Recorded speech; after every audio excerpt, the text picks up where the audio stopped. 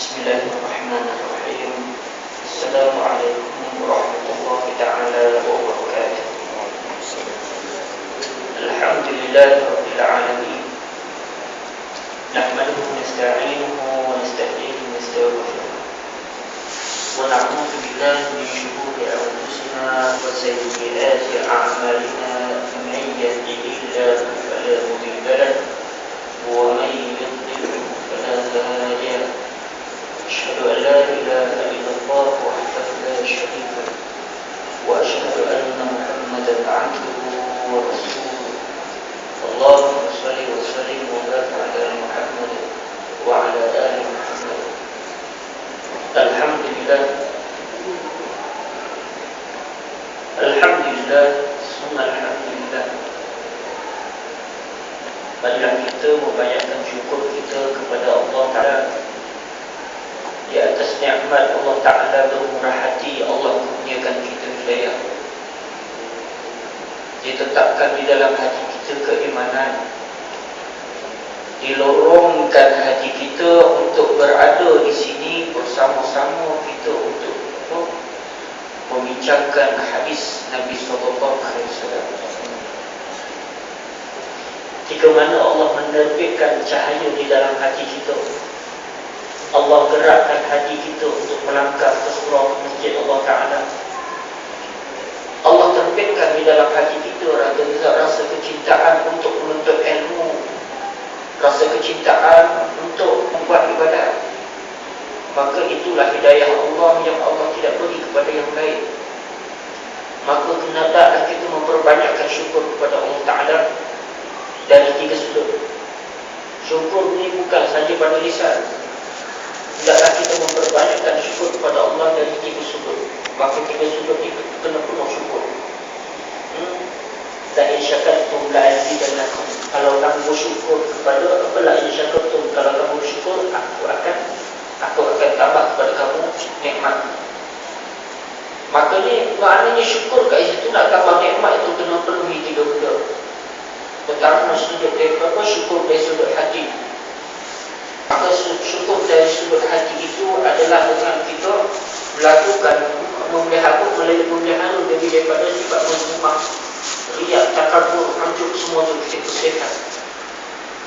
Dengan kita mengosongkan hati kita daripada perkara-perkara riak, perkara anjuk, takabur, segala-galanya kita kosongkan dan diisikan dengan perkara tawadhu', dengan perkara khusyuk, dengan perkara bermacam-macam sifat, ya, ikhlas kerana Allah Ta'ala, itu paling penting. Yang kemudian syukur dari peringkat yang kedua, ia syukur dari lisan, iaitu yang kita selalu banyak ucapkan Alhamdulillah, Subhanallah. Syukur ni bukan sahaja kita kata Alhamdulillah. Ucapan Subhanallah itu syukur, ucapan La ilaha illallah itu syukur, ya. Kemudian itu dari sudut zikrullah. Syukur dari sudut yang lain ialah kita memanfaatkan lidah kita ini hanya untuk Allah Ta'ala. Saya tuan-tuan, saya mengajarkan ini kalau saya bisa syukur kepada Allah Ta'ala, ini saya fokus cara syukur kita. Jumpa sahabat kita ceritakan tentang Islam, maka itu syukur dari sudut lisan. Syukur dari sudut yang ketiga dengan syukur al-jawarih, bil jawarih, dengan anggota badan kita. Lidah lain, ya, dikhususkan lidah ni satu peringkat lain kerana lidah ni khusus, hati khusus, lidah khusus. Yang lain itu peringkat ketiga, syukur daripada pelaksanaan anggota badan kita. Tangan kita gunakan untuk sedekah, itulah syukur. Dahi kita gunakan untuk sujud kepada Allah, itu syukur. Mata kita gunakan untuk menangis kalau takut kepada Allah, itu syukur. Gunakan untuk melihat Al-Quran, itu syukur. Kaki kita gunakan untuk pergi ke masjid, itu syukur kita kepada Allah Ta'ala. Maka barang siapa yang menggunakan ketiga-tiga peringkat itu, maka Allah akan tambahkan lagi hidayahnya kepada dia, insya-Allah Ta'ala. Tuan-tuan, perempuan untuk Allah SWT, malam ni saya nak bawa hadis tentang Rasul sallallahu alaihi wasallam, kecintaan kepada Nabi sallallahu alaihi wasallam, daripada hadis Bukhari. Saya tadi nak masukkan dalam slideshow, tuan-tuan tak sempat, minta maaf. Ya, Seronok dia kalau ada kat sebelah sini kan, depan cara macam tu.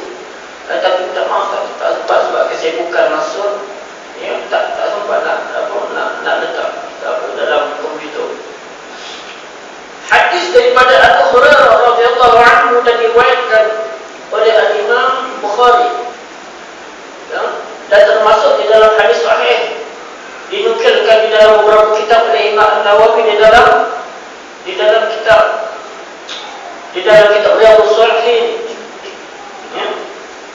An Abi Hurairah radhiyallahu anhu anna Rasulullah sallallahu alaihi wasallam qala والذي نفسي بيده لا يؤمن أحدكم حتى أكون أحب إليه من والده وولده. Ya. Walladhi biyadihi, daripada Abu Hurairah seperti Nabi sallallahu alaihi wasallam satu masa Nabi bersabda, demi sesungguhnya yang mana diriku, jiwaku, nyawaku ini berada di tangannya. Dia kata apa? Orang kata apa? Satu kalam yang cukup indah. Saya tak gantung, ya. Boleh saja nak kata wallahi, pendek sangat. Tapi Nabi nak takkid bahawa Tuhan itu memegang segala nyawa makhluk dan urusan makhluk itu Tuhan pegang. Nabi nak tunjukkan kepada kita Tuhan ini sangat kuasa kepada segala-galanya. Bahawa Tuhan ini, ya, Tuhan ini terletak kepada segala-galanya. Daripada sudut nyawa kita, takdir kita, rezeki kita, Tuhan pegang. Jangan lupa bakti. Kita takut sangat nak nyatakan kebenaran segalanya. Di kalangan para asatizah, di kalangan para ustaz, di kalangan para orang yang menuntut ilmu agama Allah Ta'ala. Acap kali saya lupa dengan sahabat-sahabat saya nak menyatakan kebenaran. Seorang lama tak ingat Imam Malik ke Imam Ahmad, tak maaf saya lupa dia kata, ya, kalau al-alim itu takut, lau sakata al-alim, ada seorang alim itu membisu banyak di dalam takut nak menyatakan kebenaran, famata zahar. Bila nak zahirnya kebenaran, orang yang ada ilmu tentang kebenaran menyembunyikan kebenaran sebab ketakutan untuk menyatakan kebenaran. Maka itu saya segera akan dinasihatkan kepada sahabat-sahabat saya nasihat mereka nasihat saya, sama-sama saya nasihat tuan-tuan, ya, bahawa kita ini bila mana kita kerja, ya, kita mencari rezeki, kita kena yakin, meletakkan satu keyakinan bahawa rezeki kita adalah di bawah kekuasaan Allah, di bawah jaminan Allah. Tidak ada kes di dalam dunia ini orang yang memperjuangkan agama Allah, orang yang menegakkan kalam Allah, sunnah Allah semuanya, ya, mati puluh tak ada. Ya, para imam dahulu, Imam Malik radhiyallahu anhu, seorang yang sangat tekun di dalam menegakkan kebenaran. Bahkan Imam Malik bukan saja tak miskin, bahkan dia kaya. Imam Malik seorang yang kaya, Allah kurniakan kekayaan, ya, tapi kaya Imam Malik dapat harta tu semua dia banyak. Kaya Imam Malik ni dapat harta banyak juga, masuk banyak, keluar pun banyak, dimakan di dalam Allah Subhanahu Wa Taala. Ya, maknanya Nabi kata, wallahi nafsi biyadihi, demi sesungguhnya yang mana jiwaku ini, segala nyawaku ini, rezekiku ini berada di bawah kekuasaan. Ya, itu nak kata, ya, ini termasuk di dalam bab al-qasam. Al-qasam ni kita kena tahulah cara-caranya. Di mana yang diiktiraf, mana yang tak diiktiraf. Qasam yang diiktiraf, wallahi billahi tallahi, ya. Kadang suami alim, perempuan tak berapa nak alim. Sebab apa? Jangan nak beri surau.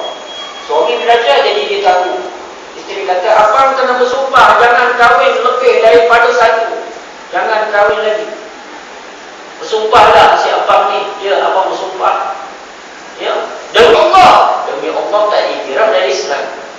Sama macam cakap biasa, ataupun sumpah Ramli, sumpah mohon itu, sumpah Ramli itu, sumpah tak kuat, ya.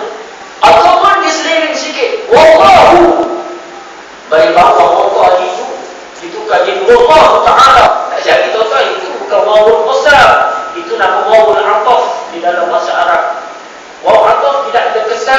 dalam barisnya.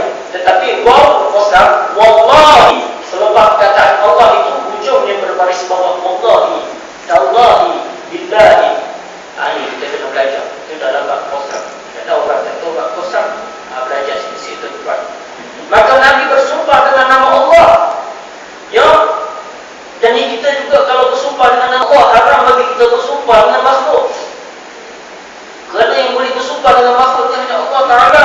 Wasyamsi wa duhaha wal qamari wat-tin waz-zaitun. Semuanya sumpah. Allah bersumpah dengan nama makhluk. Ya. Maka kita bersumpah dengan nama Allah Subhanahu Wa Ta'ala.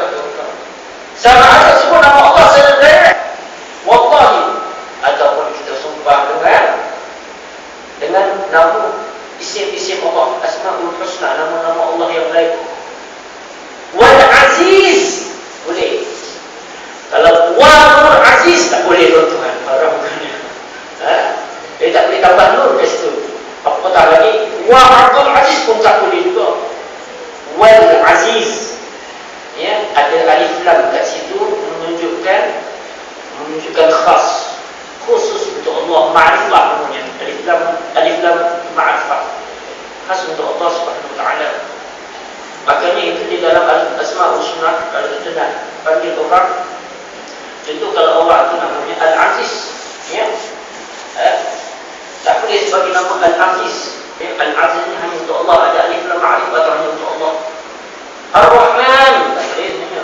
Abdul Rahman, terutama Abdul, atau tambah sebelumnya Nurul Rahman, macam Nur Aziz dan itulah, ya. Tentang untuk Allah Subhanahu Wa Ta'ala.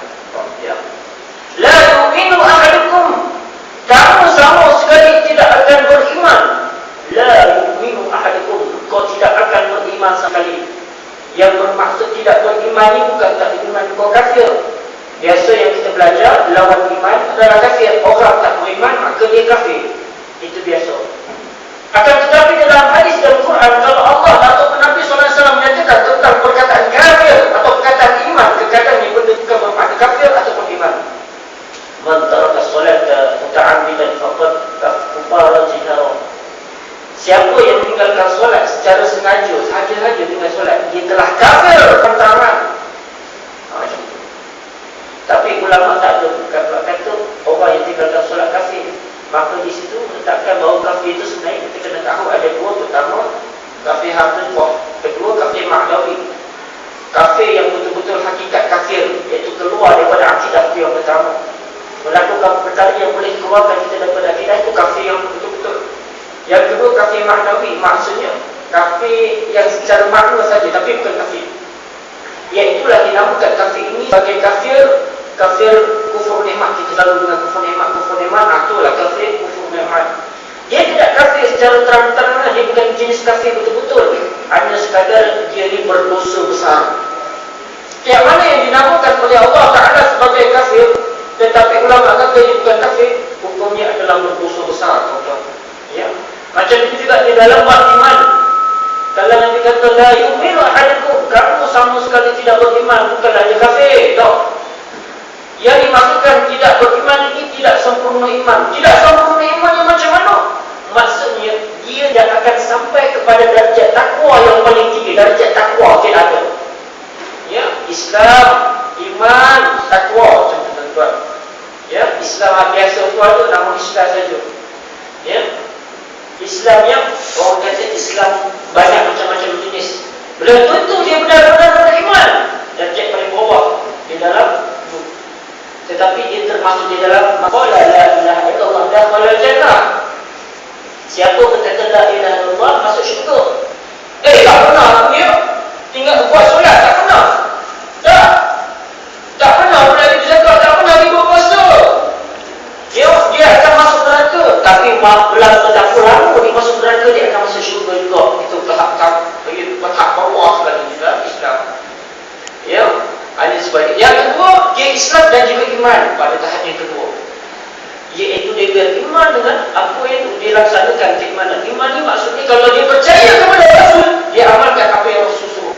Percaya kepada Quran, dia amalkan segala ajaran Quran. Dia percaya Allah, dia amalkan apa yang Allah suruh, tinggalkan apa yang Allah sikit. Tahap ketiga ialah tahap takwa. Tahap takwa paling tinggi sekali, iaitu tahap yang paling tinggi yang dilalui oleh para anbiya, para nabi, para rasul, para solihin, para waliullah, para salafus soleh. Mereka ini melalui tahap paling tinggi takwa. Tapi bila mana kita melakukan apa yang Nabi kata, la yu'minu ahadukum, tidak beriman seorang, kita lakukan juga, dia tidak akan sama sekali sampai kepada tahap takwa. Walaupun dia beriman, dia tidak akan sampai pada tahap takwa. Dalam arti kata lain, besok ke akhirat kelak, kalau dia masuk syurga, dia tidak akan sampai ke syurga yang tinggi-tinggi, tinggi-tinggi apa, 5 star, 7 star, macam itu, tak ada. Syurga dia bawah-bawah saja. Ya. Tetapi kalau dia beriman dengan ini, dia melakukan atau dia sampai kepada tahap takwa, maka kadang-kadangnya Allah letakkan dia di syurga yang tertinggi sekali. Kadang pun tak berada di syurga yang tertinggi, dia berada di second, syurga yang kedua. Subhanallah. Ya. Itulah tuan-tuan. Sebab kalau kita minta, Nabi kata kalau kita minta nak masuk syurga, minta nak syurga paling tinggi, Jannatul Firdaus. Syurga Firdaus ini dihuni oleh 3 golongan. Pertama di kalangan para waliullah, pertama di kalangan para anbiya dan rasul, nabi dan rasul. Syurga Firdaus. Ya, yang kedua dihuni di kalangan para awliya, para wali-wali Allah, para kekasih Allah. Para wali itu tuan, wali ini kita kena tahu. Ada 2 jenis wali Allah. Tak termasuk wali kahwin boleh. Ada 2 jenis wali Allah. Pertama, wali Allah yang Allah kurniakan dengan mukjizat, dengan karamah. Banyak tuan-tuan Allah kurniakan karamah. Ibrahim bin Adam, Nabi Dinar, macam-macam lagi. Syekh Badar Abdul Jalil, Syekh Abdul Qadir Jalani, dan macam-macam lagi yang ada karamah. Rabi'atul Adawiyah ada karamah. Binatang-binatang puas semua takut dengan dia. Ya. Wali jenis yang kedua, wali Allah jenis kedua, kekasih ini ialah Allah. Dia pada tahap wali Allah, akan tetapi dia tidak karamah atau apa-apa. Allah tak bagi dia kelebihan, tetapi dia pada tahap wali Allah, tuan-tuan. Dan kebanyakan di satu rasio, kebanyakan wali Allah ini Allah tak kurniakan, Allah tak lantik di kalangan orang-orang yang ternama. Jarang sekali. Antara wali Allah yang ternama ni Abdul Aziz, Umar bin Abdul Aziz. Tapi jarang. Kebanyakan wali Allah ni di kalangan orang miskin, orang sederhana, orang kebanyakan orang yang kadang kita tak pandang, tapi dia wali Allah. Seperti mana Uwais Al-Qarni. Makanya Uwais Al-Qarni kita tahu seorang tabi'in. Dia hidup zaman Nabi SAW, tapi disebabkan dia tidak pernah berjumpa Nabi SAW, dia dalam kategori tabi'in. Tak ada sahabat dia kenalah bertemu berjumpa dengan Nabi SAW walaupun sebentar. Ya, jika mana Nabi SAW patah kita di dalam peperangan Uhud, berita tersebut Allah tak beritahu kepada Uwais Al-Qarni, tapi Uwais Al-Qarni tahunya itu adalah karamah ya Allah Ta'ala. Ya, maka dicabut di gerahannya semata-mata nak rasa penderitaan seperti mana yang Nabi SAW rasa. Ya. Itu dua jenis wali Allah. Ya. Sama apa? Pertama wali yang ada karamah, kedua wali yang tak ada karamah. Tuan-tuan dan Allah SWT. Maka golongan ketiga yang menempati Jannatul Firdaus dilakukan orang yang mati syahid. Golongan orang yang mati syahid, ya, maka syahid ada 3 jenis. Kita kena tahu syahidnya ada 3 jenis. Ya, pertama syahid dunia, yang kedua syahid akhirat, yang ketiga syahid dunia dan akhirat, kedua-duanya sekali. Syahid dunia ni apa? Syahid dunia ni orang yang mati syahid, kita nampak dia ni berperang di jalan Allah, mati syahid, maka manusia diiktiraf dia syahid, maka ya, jenazah dia ya, dibiarkan macam tu dalam keadaan dia ada darah begitu, ya, disolatkan dalam keadaan macam tu, tuan-tuan. Diuruskan seperti mana orang mati syahid, tapi Allah tak iktiraf dia syahid. Disebabkan apa? Kekadang di perang itu bukan kerana Allah, kerana nak dapatkan harta.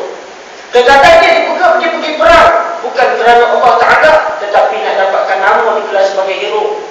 Kekadang dia pergi berperang disebabkan semangat perkauman, bukan kerana Allah Ta'ala. Sebab itulah Nabi kata tentang jihad, dia ta'alakan mana satu yang tak?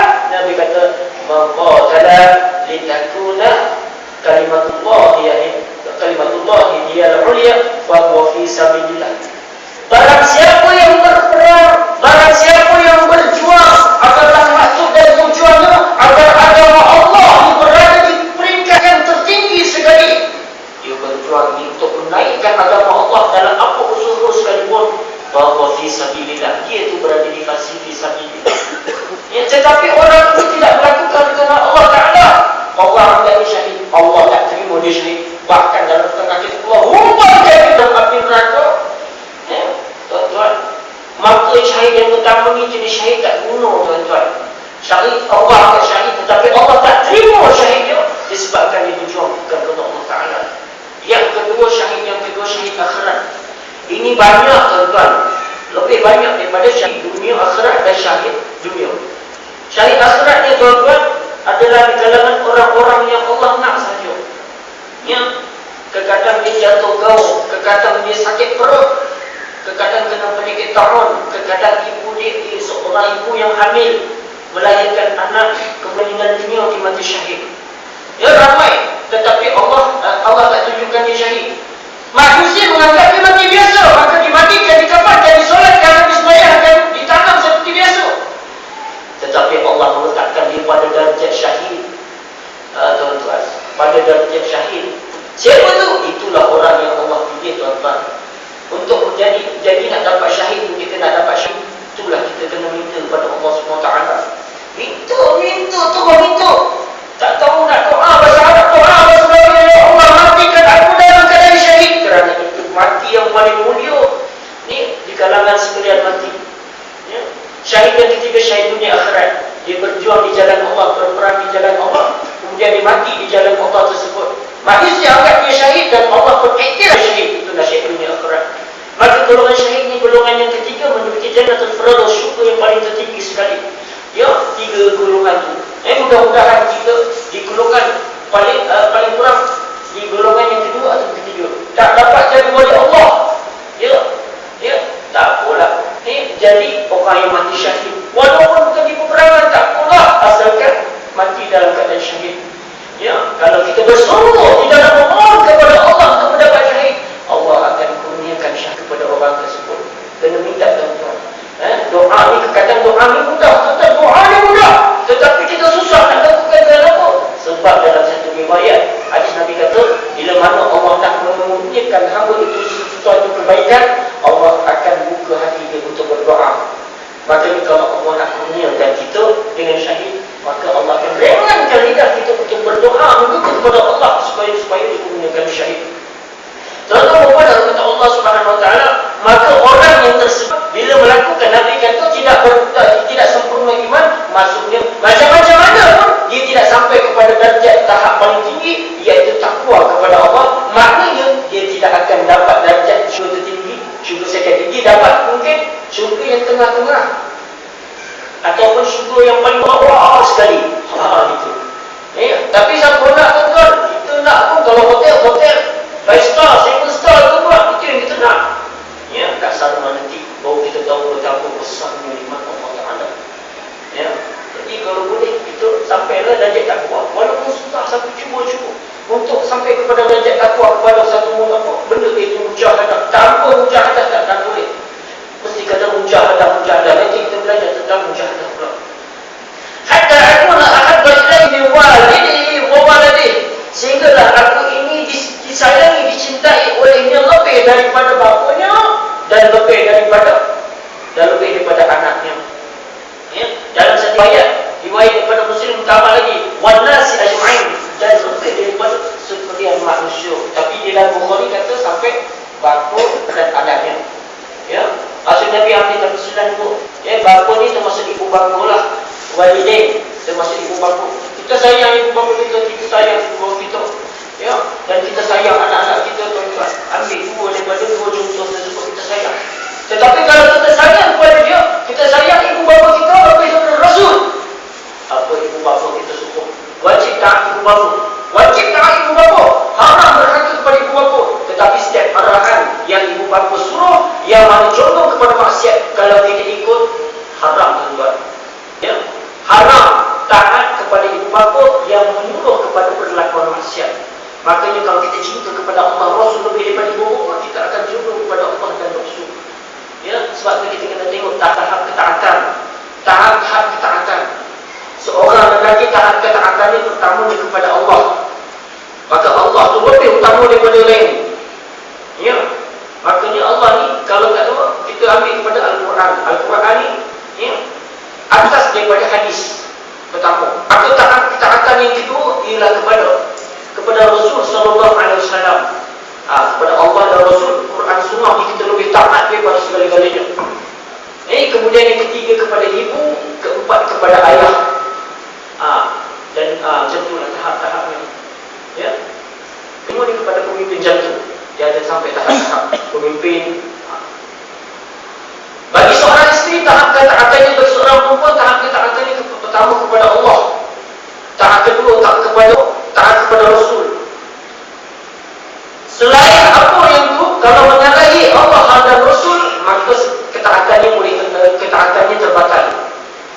Yang ketiganya taat seorang perempuan ialah kepada suami, melebihi ketaatan kepada ibu bapa. Maka isteri kena tahu. Kalau suami kata A, mak bapak kata B, kena ikut yang A, harus ikut yang B. Taat kepada suami itu lebih wajib daripada taat kepada ibu bapa.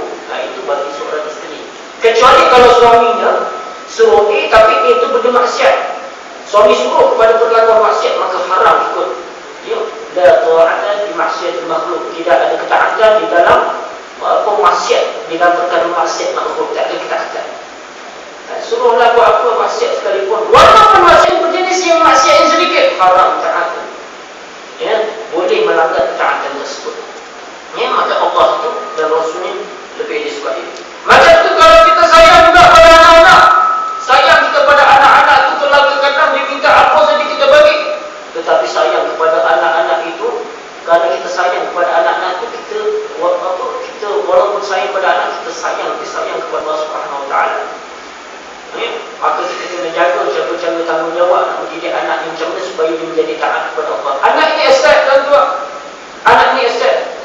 Seorang yang baru menjadi baki terdapat anak yang soleh dan solehah. Kalau dapat anak yang teruk, susah. Sebab tu waktu di usia remaja, waktu di usia kecilnya itu, kalau dimanja sangat bahaya, tuan-tuan. Ya, ikut cara didik, ikut cara Nabi sallallahu alaihi wasallam, maka kita akan selamat. Kalau apa yang diminta kita bagi, apa yang diminta bagi, semuanya dihulu-hulu, tuan-tuan, cukup berbahaya. Dia kena ajar cara cermat, ajar ikut Allah, ajar ikut Rasul, macam mana. Ajarkan tentang Islam kepada anak-anak dan isteri. Ajarkan tentang Islam kepada anak-anak, kita tidak akan menyesal. Ya, kita tak akan menyesal. Tapi kalau ajarkan kepada anak-anak tentang dunia, kita akan menyesal satu masa nanti. Tuan-tuan, mohon kepada Allah Subhanahu Wa Taala. Ya, ini tafsiran hadis. Kita tengok pula kecintaan para sahabat radhiyallahu anhu terhadap Rasulullah sallallahu alaihi wasallam. Sebenarnya wali Rasul saya ambil hadis ni, kita nak cuba nak bukakan, bangkitkan rasa kecintaan kepada Nabi sallallahu alaihi wasallam. Kita tengok kecintaan sahabat kepada Nabi sallallahu alaihi wasallam. Contoh orang yang paling sayang kepada Nabi sallallahu alaihi wasallam, sahabat namanya Abu Bakar. Abu Bakar ni, tuan-tuan, subhanallah, sayangnya kepada Nabi sallallahu alaihi wasallam lebih daripada segala-galanya, subhanallah. Satu masa dalam perjalanan perjalanan hijrah ke Madinah sehingga ke Mosul, ketika mana Rasul sallallahu alaihi wasallam berbaring di rebaan Abu Bakar, Nabi melakukan kepada diri Abu Bakar. Ya, Abu Bakar dilunjukkan kaki, tuan-tuan, dilunjuk kaki, dalam keadaan lunjuk kaki itu, dia tengok dekat tapak kaki dia ada lubang, tuan-tuan. Biasa kalau ada lubang, biasanya mesti ada ular ataupun kalau jengking. Abu Bakar tutup dengan kakinya, takut ular itu keluar, nanti dipatuk Nabi sallallahu alaihi wasallam. Ya, ular tu patuk bukan sekali, tapi banyak kali. Ular tu nak keluar, nak cari makan, tiba-tiba ada kaki cikam tu, tak tahu. Ini bukan ada cikam lah, kaki Abu Bakar tu. Aku nak keluar daripada lubang, ada kaki, dia patuk di kaki Abu Bakar berkali-kali. Abu Bakar kerana sayang kepada Nabi sallallahu alaihi wasallam, dia tak jerit, tuan-tuan, dia tak buka saja.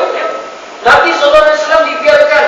Dia tak ada pun tunjukkan Nabi sallallahu alaihi wasallam, ya Rasulullah bangun, aku kan batuk, tak tahu. Abu Bakar senyap saja, dia tetap tutup kakinya, tutup lubang, dan pula memudaratkan Nabi sallallahu alaihi wasallam. Sampai keadaan Abu Bakar tak tahan sakit, tuan-tuan. mengambil air mata menitis kepada Nabi SAW. Nabi terjaga, ya Abu Bakar, kenapa ni wahai Abu Bakar? Kau nangis apa? Ya Rasulullah, ular telah masuk kaki aku. Ya, maka nak mengambil ayat dia dan dibaca beberapa ayat dan disambungkan maka dengan mukjizat kuasa Allah Subhanahu Wa Taala. Ya, bisa ular pun keluar dan baik kaki Abu Bakar. Ya, Abu Bakar seorang yang sangat cinta kepada Nabi SAW. Ya, bila mana disuruh imamkan solat, dia Abu Bakar menangis dulu. Tak nak pun, tak nak. Abu Bakar menangis tuan-tuan. Ya, sebab apa? Sebab dia tahu kalau suruh imam solat ni maknanya ada something ni bahawa Nabi SAW akan meninggal, akan merugi, akan wafat.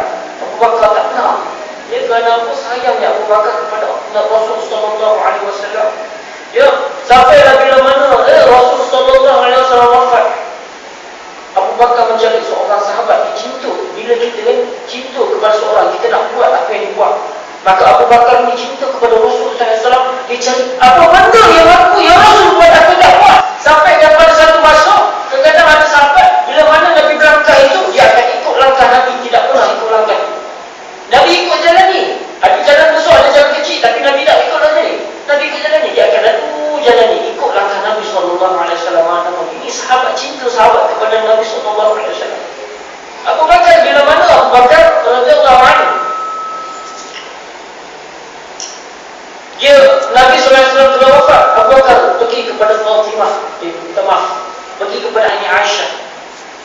Ya, jumpalah Abu Bakar dan Aisyah. Wahai Aisyah, apa lagi sunnah Nabi SAW, perbuatan Nabi yang Nabi buat aku belum buat ya Aisyah. Ceritakan, aku buat, aku sayang Nabi SAW, aku nak buat apa Nabi buat. Aisyah tunduk sama pandang dia, ya wahai ayahku. Aisyah kata, apa yang Nabi buat semua kau dah buat lah. Ya, semua kau dah buat. Ya. Bakar berdiam. 2-3 hari lagi dia datang. Tak puas hati. Macam ada sesuatu yang Nabi buat, dia tak buat. Sayang dia bakar kepada Rasulullah, ya Aisyah, apa benda yang Rasulullah SAW buat aku tak buat lagi Aisyah. Ya. Jadi Aisyah fikir, oh dia tinggal satu benda.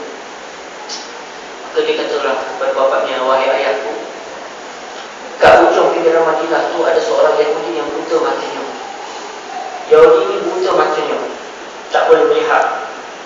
Selalu Nabi SAW akan datang kepadanya,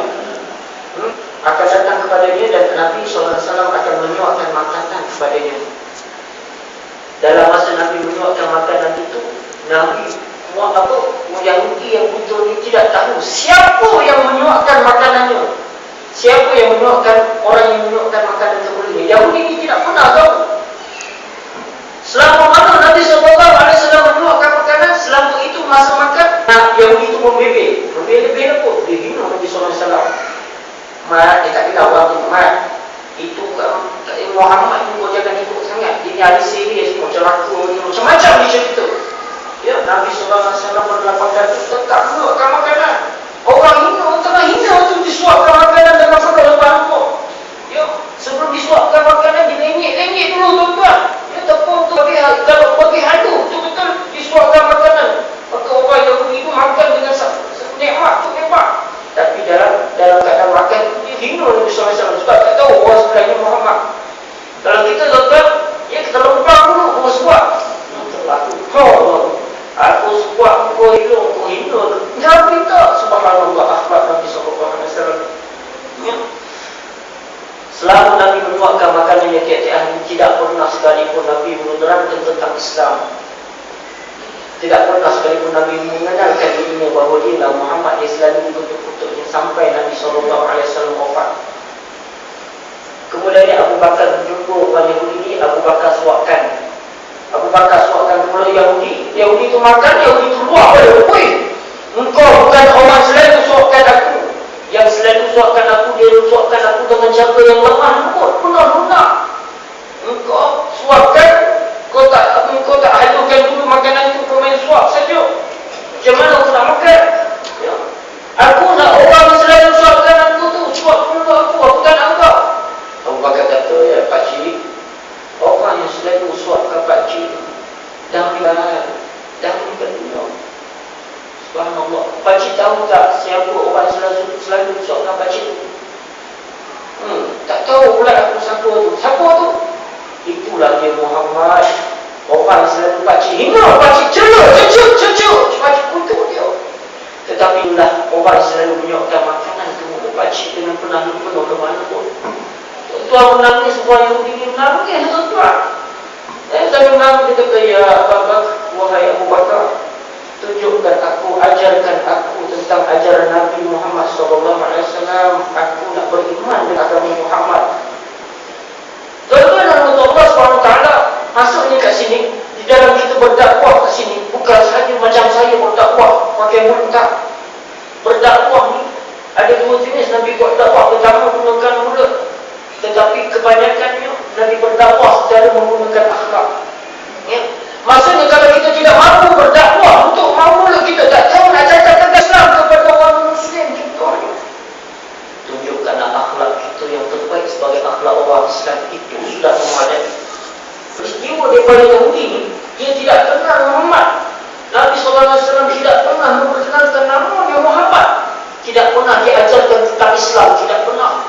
Akan tetapi akhirnya bila Nabi SAW wafat, maka Yahudi itu masuk Islam disebabkan tertarik dengan akhlak Nabi SAW. Tapi kita tuan-tuan, terkadang kita akhlak kita jadi sahabat Islam. Orang tak nak berislam, bila lihat akhlak kita ni akhlak orang Islam jauh sangat. Siapa banyak yang datang orang Islam? Yang paling banyak orang nak orang Islam semua. Ya, orang lain tu orang Islam, orang Melayu bukan macam kita semua. Sebab itu kita tengok orang sekarang ni jarang-jarang nak masuk Islam disebabkan mereka melihat akhlak orang Islam dalam keadaan dia tengok orang Islam ni negatif. Fitnah pada Islam bukan. Pergi luar buat akhlak yang bukan-bukan, kecil diri kamu. Fitnah pada Islam walaupun kita nampak sikit tuan-tuan. Kau boleh kita tunjukkan akhlak kita sebagai orang Islam, sebagai akhlak yang terbaik. Seandainya dia masuk Islam disebabkan dakwah kita hanya melalui akhlak tuan-tuan, segala pahala yang dilakukan semenjak daripada masuk Islam sampai dia mati, dia dapat, kita pun dapat tuan-tuan. Sebab tu dalam bab dakwah kita tak bukti tuan-tuan. Dalam bab dakwah walaupun sedikit tak bukti, tak dapat nak terangkan pasal Islam, dapat kita nak cakap pasal Islam, kelebihan Islam, kecantikan Islam, cukuplah kita tunjukkan akhlak kita sebagai seorang Islam yang paling penting. Ya. Kemudian beberapa kisah dari sahabat Zaid bin Harisah tuan-tuan subhanallah. Ya, anak angkat Nabi SAW ketika kemana Nabi berhijrah bersamanya ke Taif. Ingatkan Taif ni bila mana berjumpa dengan bersama dengan Nabi boleh terima dakwah, tapi tak boleh. Bahkan dihimpunkan orang untuk membaling batu kepada Nabi SAW, kanak-kanak membaling batu.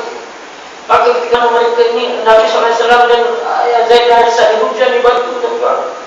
Zaid lah orang yang paling mengawal Nabi SAW pergi depan belakang kiri kanan, semata-mata nak menjadikan dirinya perisai agar batu tersebut tidak terkena kepada Nabi SAW. Yang akhirnya kita tengok seluruh tubuh Zaid bin Harisah penuh dengan calar badan, luka-luka berdarah.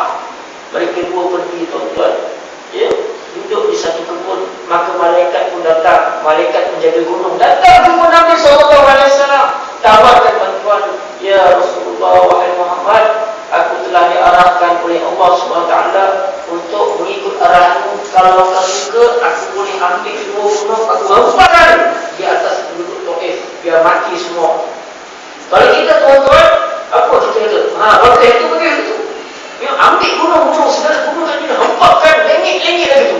Kalau kita tuan-tuan, Nabi SAW seorang yang mampu. Jangan! Nabi kata, jangan. Ya, aku berharapkan, aku mengharapkan di kalangan mereka ada zuriat yang satu masa nanti ia beriman kepada Allah Subhanahu Wa Taala. Ini Rasulullah SAW. Orang hina dia, ya, orang sakiti dia, luka dia. Nabi tidak pernah tuan-tuan. Nabi mengharapkan orang yang hina, orang yang apa, yang melukakan dia dapat mendapat hidayah Allah Subhanahu Wa Taala. Nah, ini sifat ulama yang perlu ada pada diri setiap orang. Sifat ulama macam mana tuan-tuan aja? Sifat ulama ialah dia kena bertekad agar dapat memasukkan semua orang ke dalam syurga. Itu yang kena tekad. Itu sifat seorang ulama dan seorang alim. Kemudian kita tengok saat dia ada wafat tuan-tuan, satu masa dia menjumpa Nabi SAW untuk bertamu di rumahnya. Kat rumah saat ni ada dua katil tingkat Ada dua kata tiga.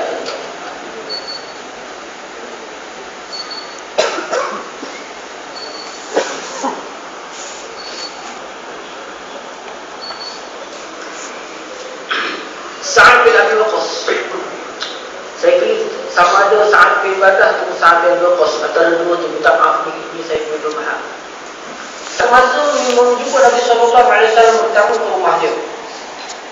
Tak rumah Sa'ad ni ada katil 2 tingkat. Ada katil 2 tingkat yang dibuat daripada tamar, batang tamar. Dia punya katil tu, dia punya tilam daun-daun tamar.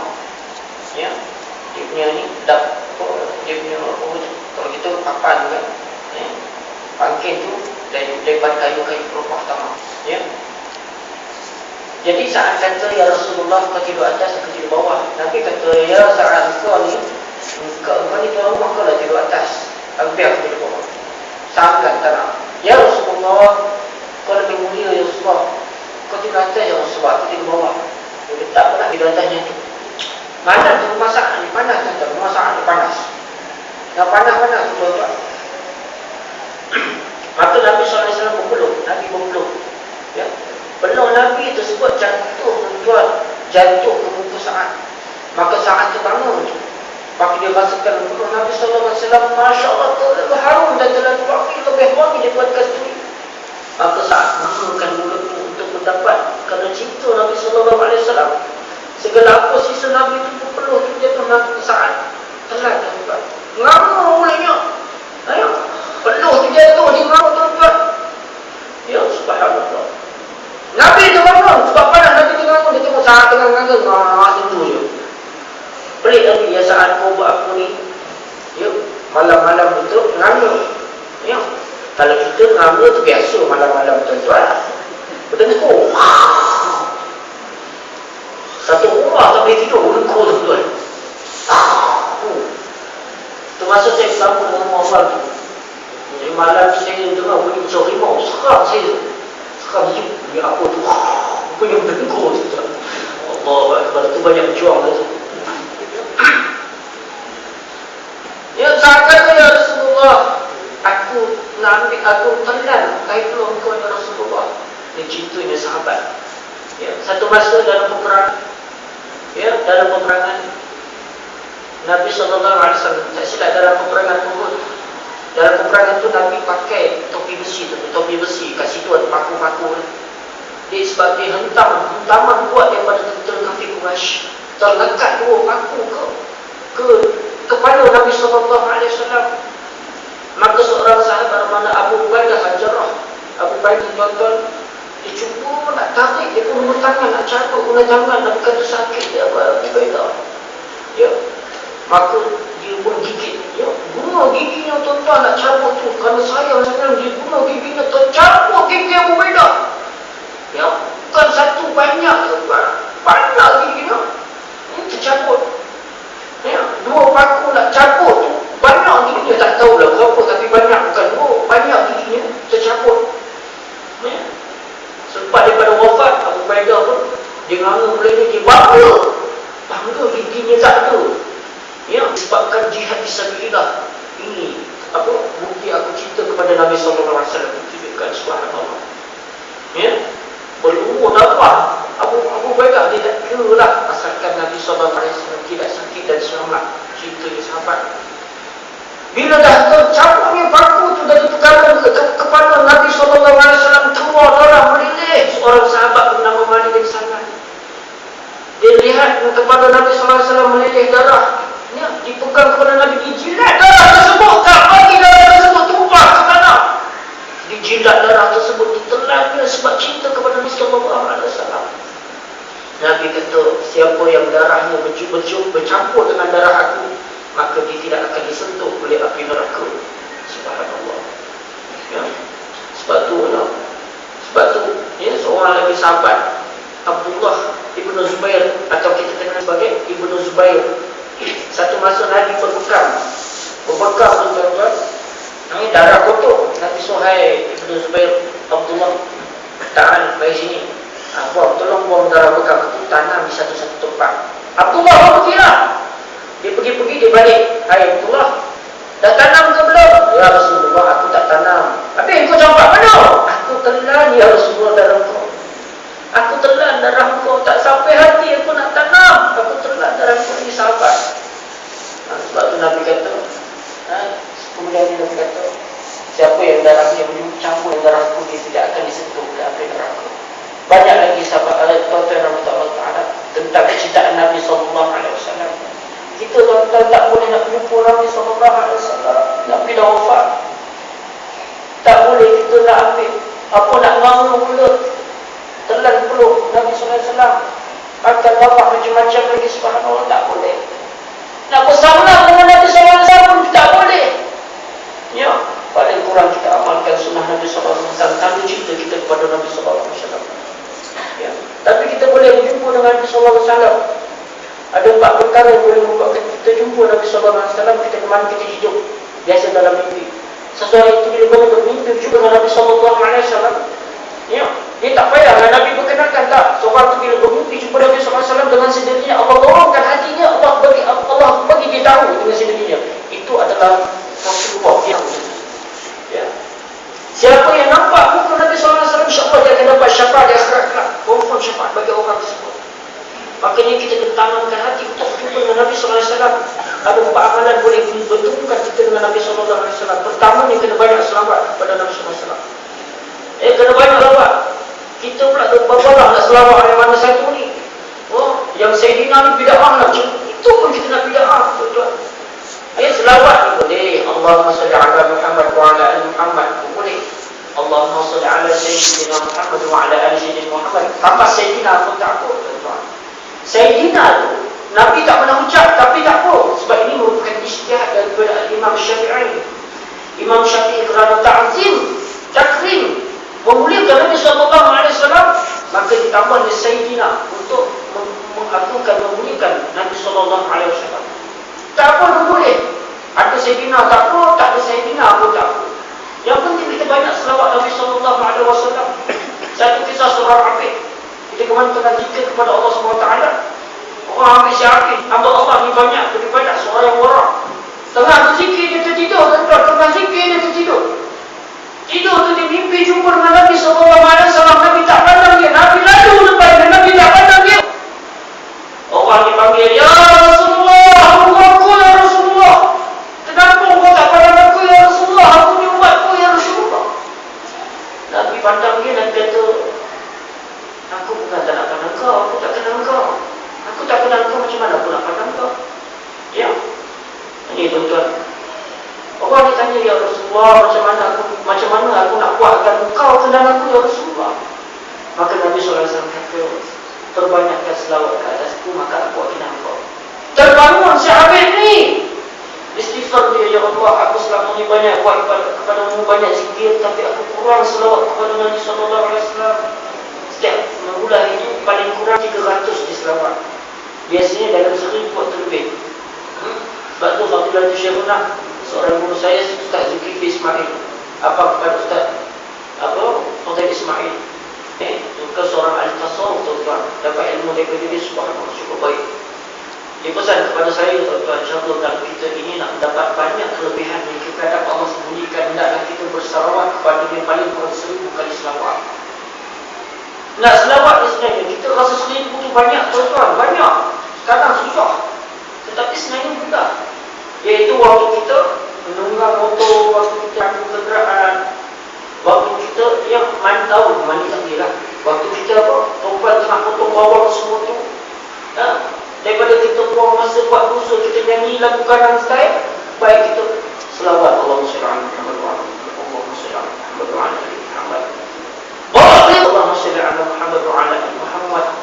Kalau aksiden paling kurang hati kita tu dalam hati, dalam keadaan kita melakukan ketaatan. Maka orang soleh ni pun selawat banyak, tuan-tuan. Satu masa dia bermimpi lagi Nabi SAW, dijumpa Nabi SAW. Sebelum sempat dia bagi salam kepada Nabi, sebelum sempat dia menghulurkan tangan kepada Nabi SAW, Nabi dah salam, dia pun bagi salam, Assalamualaikum.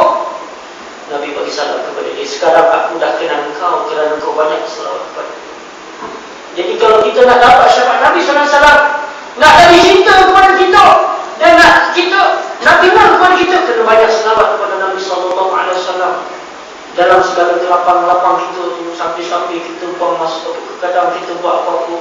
Ini jangan lupa terpasangkan dengan zikrullah dan jangan banyak dengan memperbaikkan salawat kepada Nabi sallallahu alaihi wasallam. Ya, sallallahu Muhammad wa ala alihi. Mudah saja.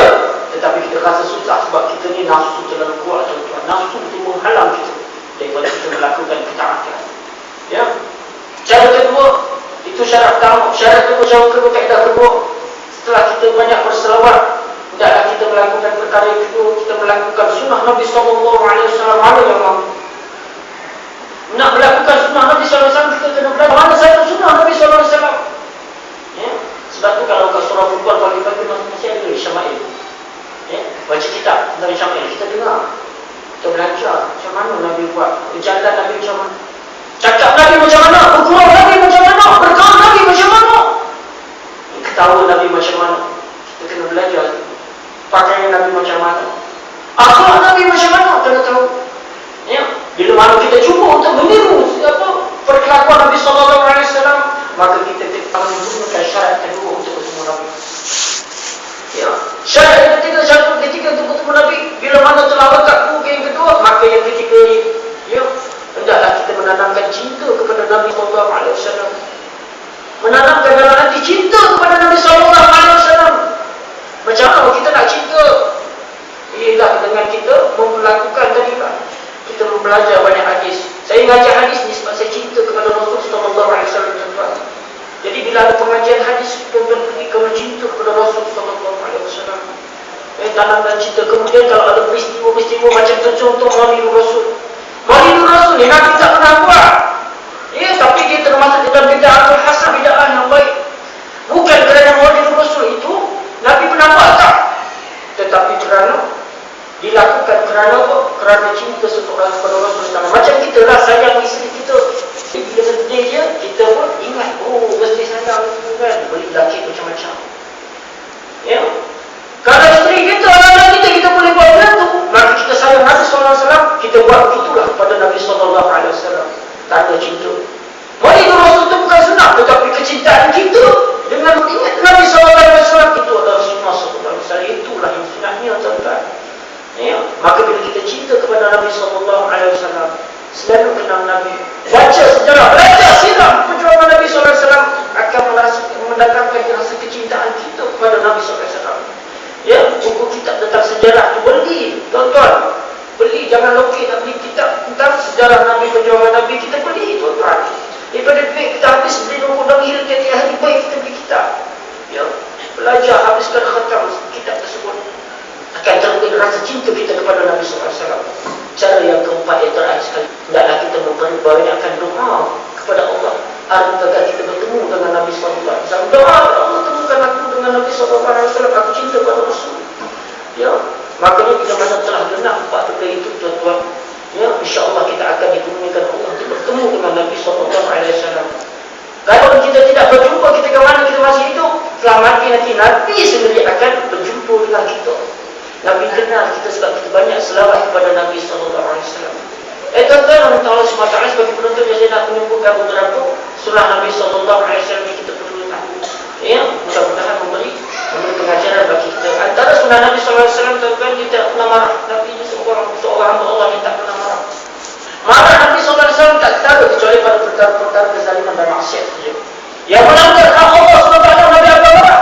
Tetapi dalam perkara yang lain, Nabi tak akan marah. Di badan najis, dia letak duri-duri, dibalut, dipukul, Nabi tidak marah. Nabi tidak marah macam orang yang tadi orang yang diputul, Nabi tak marah. Ya, itu yang utama. Antara sunnah Nabi SAW, Nabi sering senyum. Nabi mendahulukan salam. Dan Nabi orang yang mendahulukan, menghulurkan salam. Bila mana Nabi dah salam, Nabi tidak lepas kecuali orang itu suruh lepas. Senyum itu, tuan-tuan. Kerana itu senyum di sunnah Nabi SAW. Ya, bila kita senyum, ni senyum lompat, tuan-tuan. Sebab tu kita senyum kat orang tu ada masalah macam mana sekalipun, insya-Allah dia akan rasa ringan dia punya masalah. Kita jumpa kawan kita, muka kita pun menangis semacam tu, bertambah masalah. Dia kena senyum walaupun kita ada masalah. Subhanallah. Ya, orang tak sempat salam, kita dah salam, Assalamualaikum. Ini mentang-mentanglah kita VIP, kita buat dua je. Orang salam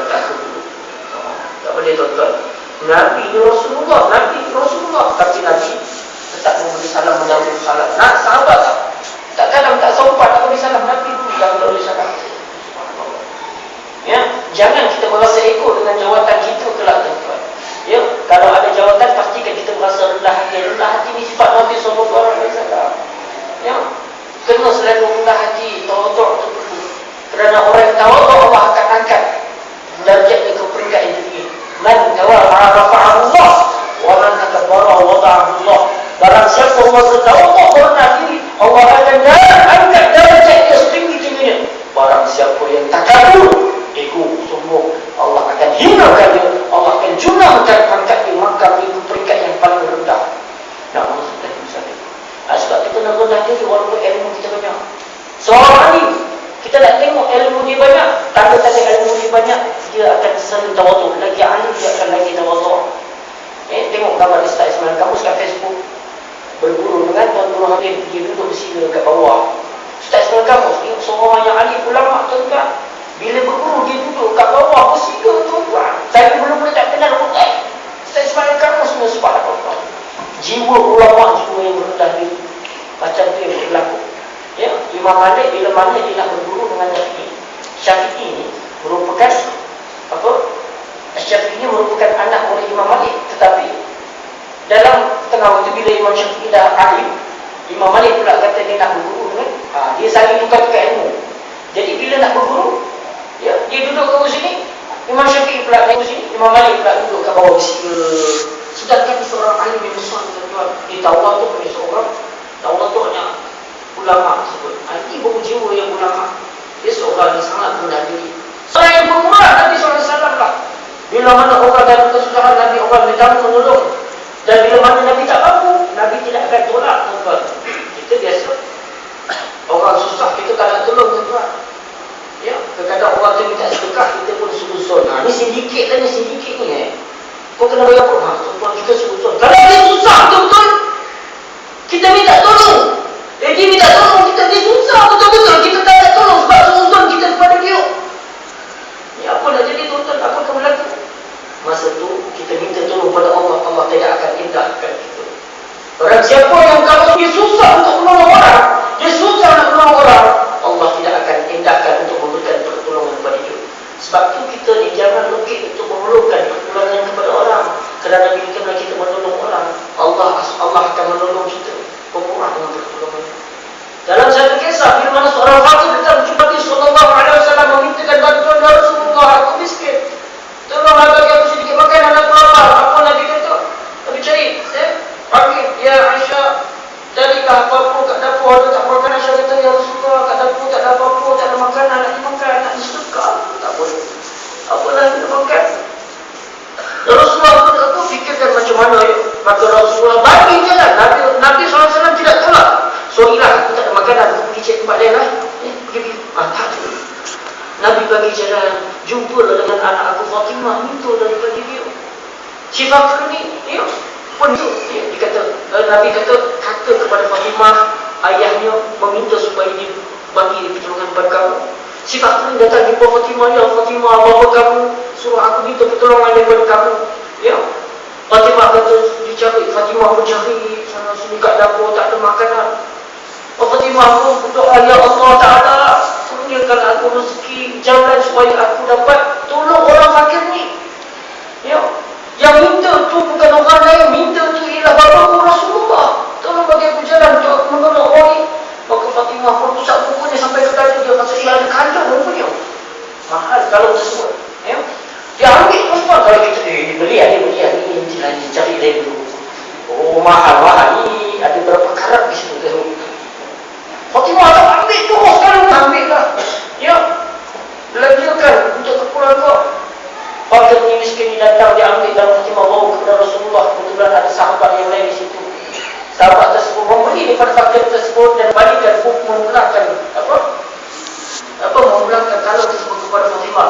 Fatimah dapat kalungnya dan dapat pahala sedekah. Nabi SAW walaupun tak bagi apa, tetapi dibagi jalan untuk menolong dia. Kebiasaan yang berkaitan kezaliman, Allah akan balas di dunia lagi. Allah akan balas kat dunia. Jadi kalau kita tak nak kita ni dizalimi, jangan menzalim Allah. Macam tu juga kalau kita nak Allah tolong kita, Allah selesaikan masalah kita, doa kita dimakbulkan. Setiap orang yang berhajat untuk memerlukan pertolongan, jangan kita sia-siakan, bagi dia dengan insya-Allah. Ya, mudah-mudahan yang baik daripada Allah SWT. Kemudian itu datang daripada kelemahan diri saya. Mudah-mudahan Allah mengampuni diri kita sekalian. أقول قولي هذا وأستغفر الله العظيم لي ولكم ولك التوفيق والهداية والسلام عليكم ورحمة الله تعالى وبركاته. بسم الله الرحمن الرحيم. الحمد لله رب العالمين والصلاة والسلام على أشرف الأنبياء والمرسلين وعلى آله وصحبه أجمعين. اللهم اجعل جمعنا هذا جمعا مرحوما وعلى تفرقنا وعلى تفرق معصوما. اللهم فقهنا في الدين وعلمنا التأويل واهدنا إلى صراطك المستقيم صراط الذين أنعمت عليهم من النبيين والصديقين والشهداء والصالحين. ربنا آتنا في الدنيا حسنة وفي الآخرة حسنة وقنا عذاب النار. صلى الله على سيدنا محمد وعلى آله وصحبه وسلم. الحمد لله رب العالمين. سبحانك اللهم وبحمدك أشهد أن لا إله إلا أنت أستغفرك وأتوب إليك.